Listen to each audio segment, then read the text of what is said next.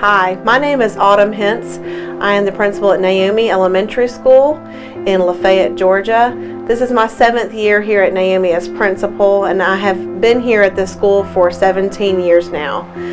It's a great school to be at, and we have some really cool things going on here. One of the great things here at Naomi is that we are an art-focused school. I've had lots of people ask me, how did you get the arts going at Naomi Elementary School?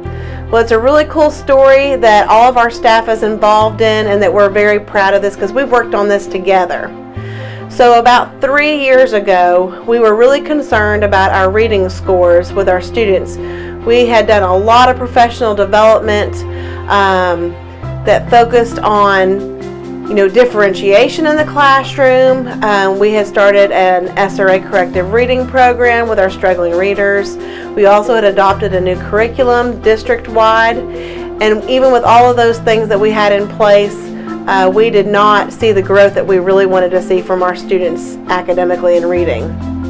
So we decided that we would send out a survey to our staff members, to our parents, to business partners in the community, to collect data from everybody that could possibly help us think of some ways that we could reach our students and help them to excel more in the area of reading. So we developed a survey that said, we've got all these things going on, what more? Can you think of any other areas of our school building, anything else that we can tap into to help make our students more successful? And overwhelmingly, the results that we got back were that we're not using our media center to the fullest capacity. Yes, we have books that kids could come in and check out to read. We are doing book clubs, but we really wanted to see if we could use our media center in a way that would help our kids learn more about reading for a purpose. So not just to read a good book and have and enjoy reading a good book, but we wanted them to be able to read information and then take that information and apply it to a real world task.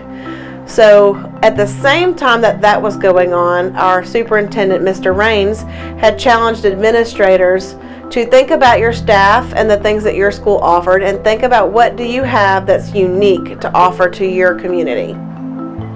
So I took that information back to my school and shared it in a faculty meeting, and we all started brainstorming together. What do we have going on here at Naomi? What are our strengths as a staff? And so we started discussions about, we have an art class. We already had a chorus ensembles going on at that time. We had just started a storytelling club and a dance team, and we had talks going on about starting a film club. And so we also have a lot of staff members that are talented in singing and in the arts, and we thought, wow, we really have a lot going on in the area of the arts. Let's take that and say that is what we're really good at, and then let's expand on that and make it even bigger and grow that. So that's what we did. We merged the results from our survey, and we merged the idea of the arts and thought, well, we can incorporate the arts into the media center with some reading things. So we started the next year by forming a STEAM committee. We already had a STEM committee, but we wanted to add the A in there for the arts.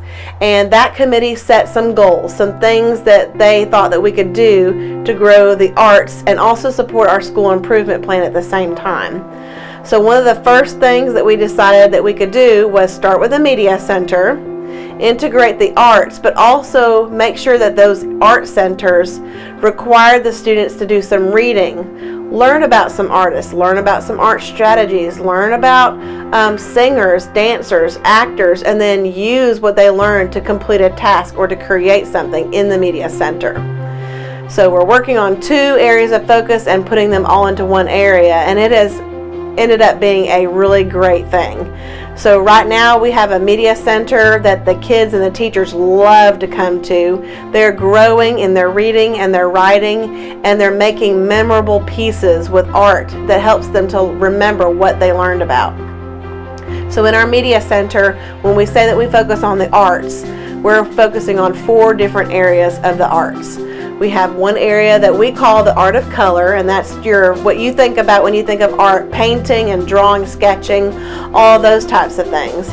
We have another center called the art of design. That's what you think of when you think about STEM, designing. Our students will research buildings, bridges, sculptures, things that you can design, and then they will actually create something in that Art of Design Center.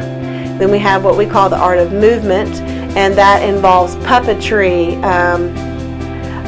It can involve dancing. We also have Reader's Theater in that area because there's a lot of acting going on with that and movement. And then we have the Art of Sound. That includes vibrations, music, instruments. So we have a lot of areas in the media center where they are reading, they are learning, they are writing about what they have read, and then they are creating something in each one of those centers. Another goal that our STEAM committee came up with is to make our school look like an art gallery as you walk down the hallways.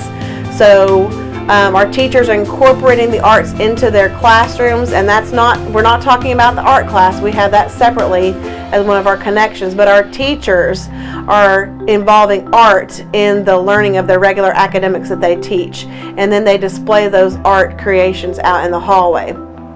So we're really proud of that, and when we're able to have visitors in the building, that's something they really like, walking down the hallways and checking out the student artwork.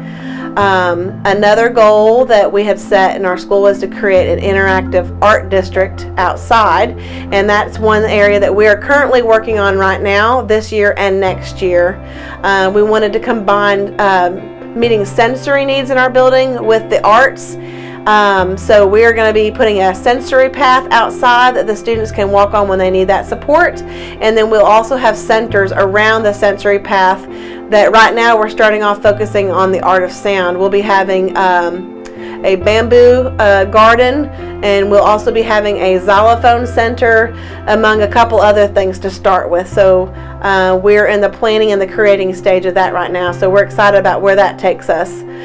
We also want people that don't even necessarily come in our building to be able to look at our school and say that is an art school.